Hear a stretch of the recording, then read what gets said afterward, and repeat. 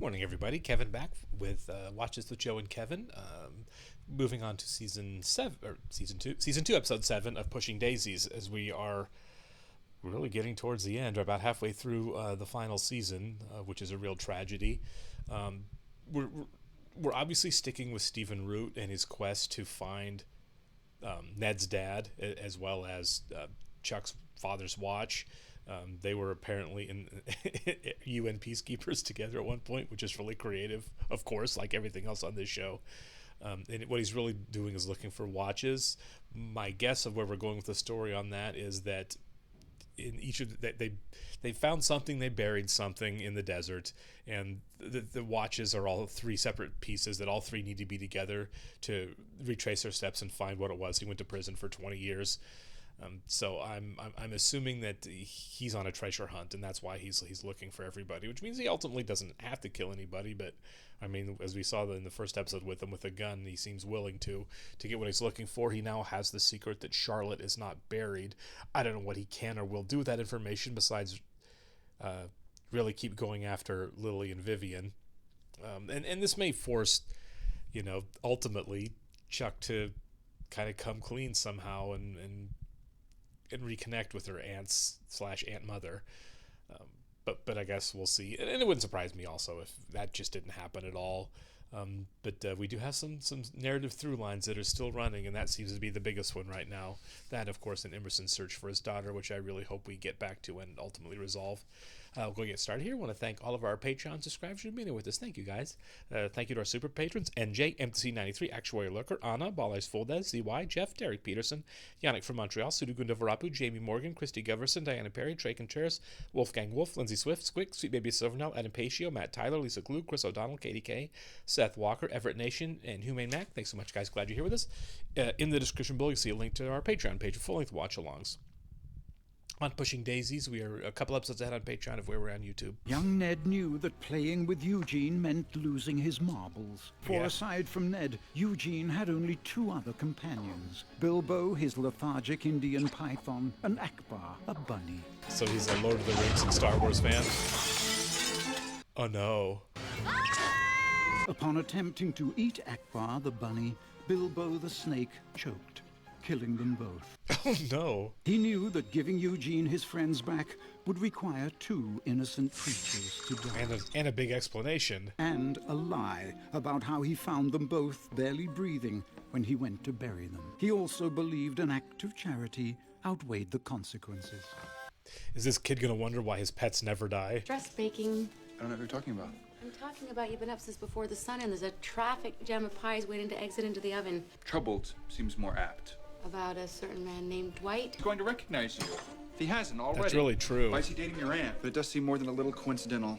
Public records, criminal records, we've got to find out who Dwight is. Yeah, he's dangerous. Pie time! Olive!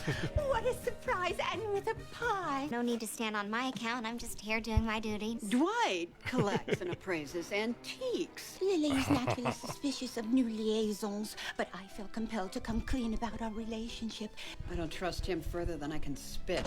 I like this team up here. What makes a dead man's lawyer so willing to shell out his own green over a client's death? Yeah. I have a special practice.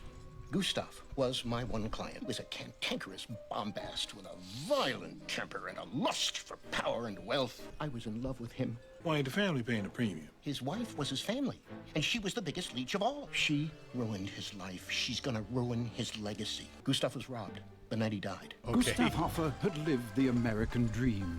Was the first of countless inventions that made Gustav Hoffer his first of countless millions. Someone arranged for his permanent retirement. Oh, okay.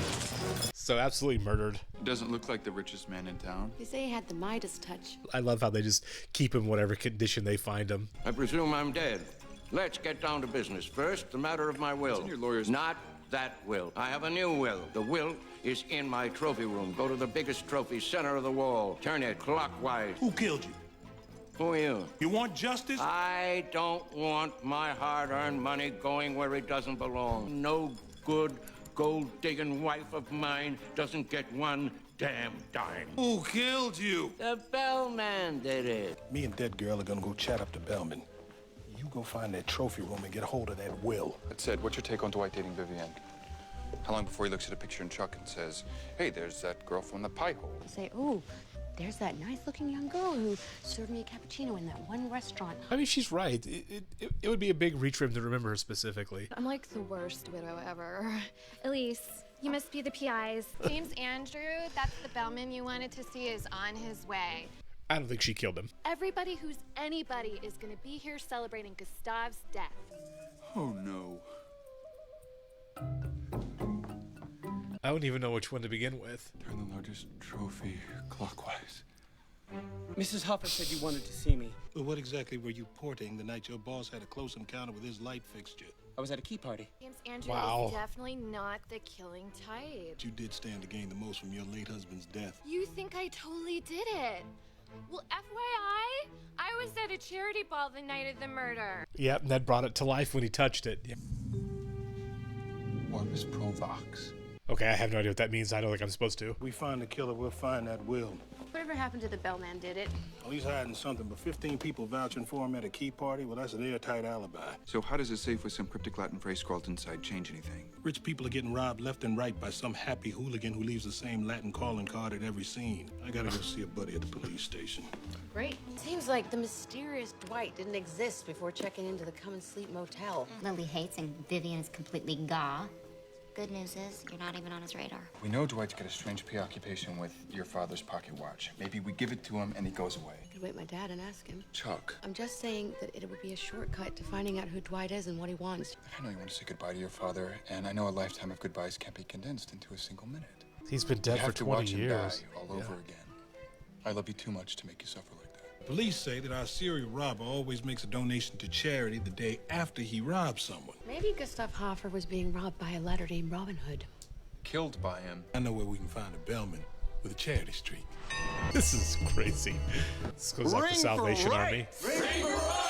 Orbis Provox. Which means your ass is busted in PI lingo. One of your bell ringers rang for wrong to the tune of robbery homicide. That's outrageous. All who ring in these hollow novels follow our motto. Which just happens to be written in crime scenes all over the city. I assure you, my bellmen have nothing to hide. Is this guy gonna end up being the killer? Mind if we have a gander at your phone list? What phone list? Shift change. He was very suspect-ish. Very. Former jailbird Dwight Dixon used his masculine wiles to determine if His Vivian masculine knew wiles. of the watch's final. I'm not the kind of woman who slips notes into random men's coat pockets.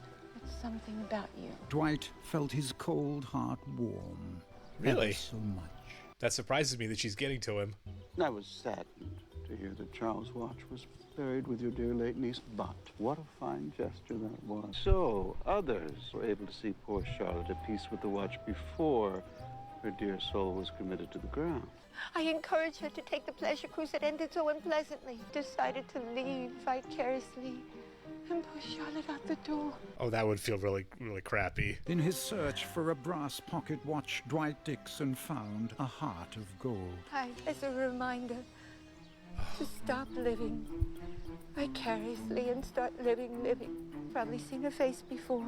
Oh, I've definitely seen her face before. He does. Now the pie hole's gonna be the place. Do you know if Gustav ever donated to an organization called the Bellmen? The bellman? Where is he? I'm gonna find that Malfee's ass and slam him down! Before you get to doling out blind justice, the smoking gun don't always point to the bad guy. The good news is we have reason to believe that Gustav completed his second will. I'm his lawyer. If there were a second will, I would have drafted it, drawn it up, and drawn a tidy 20% commission for my troubles. Either way, the will was taken during the robbery. You find that second will, I'll double your fee. Oh, we'll find that will. What if we put our names on the do-call list? No burglar worth his burgles would take the bait if they saw your tiny ass apart. Yeah, that's really true. Here's my aunt's house. While you're figuring out who brought the lights down on Gustav, I'll be shining my own light on the true identity of Dwight. With my dad's letters, it's hidden in my bedroom. Now, if my dad did know Dwight, there'll be something about him inside. I mean, that's really true, but I think he knew him. Mr. Phone, I am so sorry to interrupt. I'm Tessa Carville. I believe I have the right to a net worth greater than most developing countries without being hounded by sponging ne'er-do-wells and sanctimonious bleeding hearts. If you please leave your number, I'll see to it that nobody calls you again. Okay, so he's in on it for sure. Here's my card. with Lily and Vivian's address on it. Returned to her childhood bedroom, not to catch a thief, but to uncover Dwight Dixon's true intentions. Oh, thank you for letting me come. I'm glad you came. Oh, so she like bugged the living room. Crafty. Alone in a room that was once hers, Chuck felt, for a moment, like a little girl again. There is no way in Tinkerbell's tiny butt cheeks that you are gonna roll out the welcome mat on my front porch for a bunch of thieves. Why don't I just get a shovel and start digging my shallow grave now? Lily Charles, you're jealous. That's a great line. It simply slays you that a man as tender and as viscerally masculine as Dwight chose me. I love you. I don't want to see this fetish you have for raffish men hurt you the way it has in the past. Bunch of part-time PIs trying to hoodwink a hoodlum by pretending my house is vacant. We're being robbed tonight! Oh. Chuck still found no indication of Dwight Dixon's true intentions, buried with her father in the grave next to her grave. Fear not, man. Oh! Shh. I mean you no harm. All I have to do is scream in a whole cadre of big, strong men and sweet middle-aged ladies with shotguns will come running. And yet, you haven't. Perhaps because you believe that society has a moral obligation to protect the least fortunate of its ranks. It sounds incredibly noble until you kill someone. I am no killer, merely a soldier of fortune. You and Tem Fong killed Gustav 2 days ago after you robbed him. I swipe his phone list to choose my targets. Oh, okay. I robbed him because he asked me to.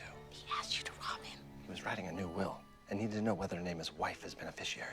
Gustav was in the midst of a crisis of faith. His decision to rewrite his will had made him question whether his wife really Different loved narrator. him. He told me his problems, and I offered a solution.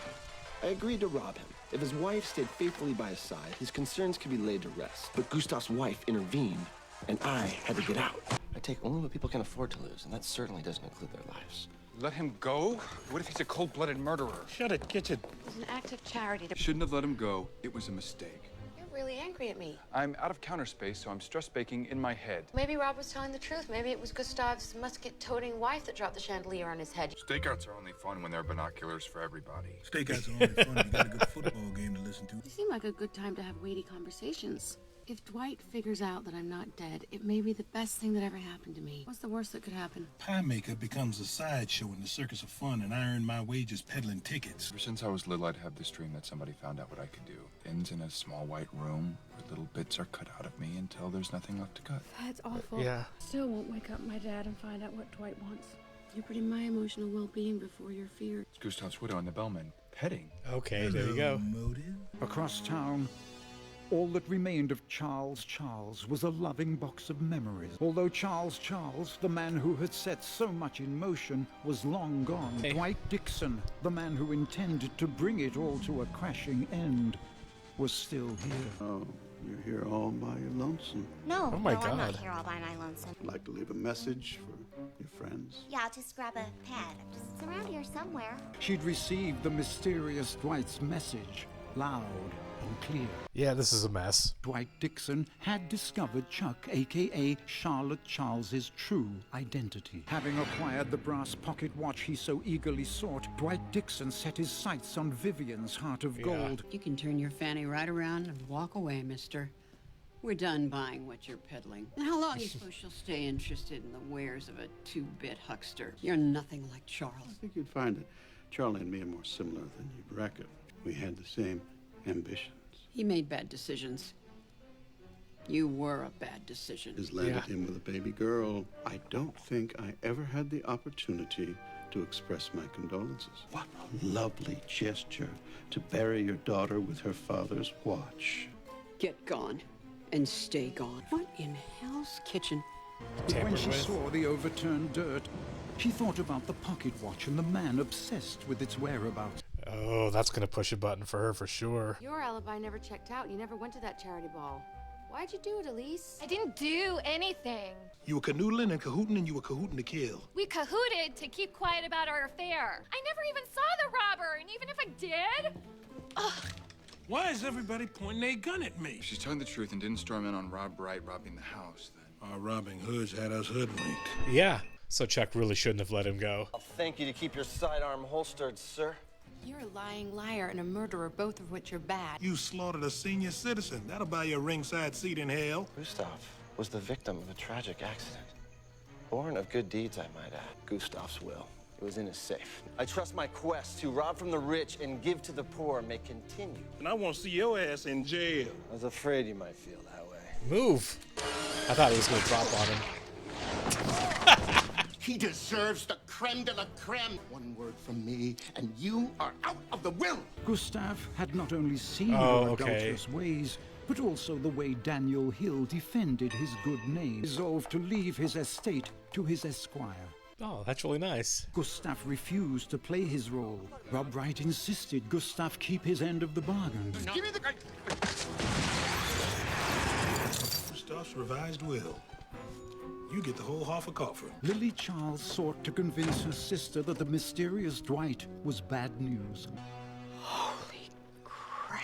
Lily had found the proof she sought. She needs to get out of there. And Dwight, believing the girl who was not dead stole back the watch he stole from her, set off to retrieve his stolen property. Oh my god.